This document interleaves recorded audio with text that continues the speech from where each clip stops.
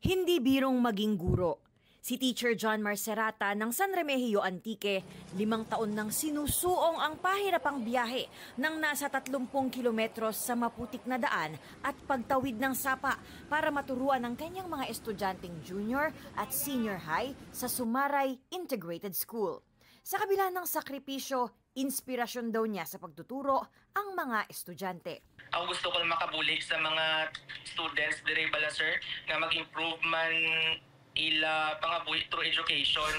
Kaya mahalaga raw na alagaan din ang mental health ni na ma'am at sir. Sa symposium ng Philippine Psychiatric Association na ginanap sa GMA Network, tinalakay kung paano haharapin ang mga stress ng pagiging guro.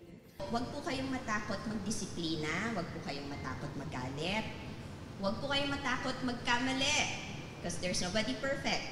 But how you regulate, how you say sorry. May positive impact din kapag ang well-being natin ay naalagaan din natin.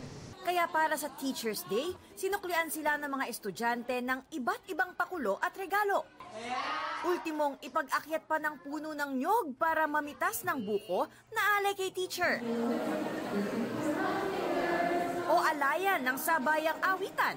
May flashlight wave pa. Happy Teacher's Day, Ma'am Mary Grace. O kaya'y sabayang bigkas ng pasasalamat. Kahit pa nagmukha na itong ritual o padasal. Kaya si Ma'am, speechless but happy. Para sa GMA Integrated News, Athena Imperial nakatutok, 24 oras.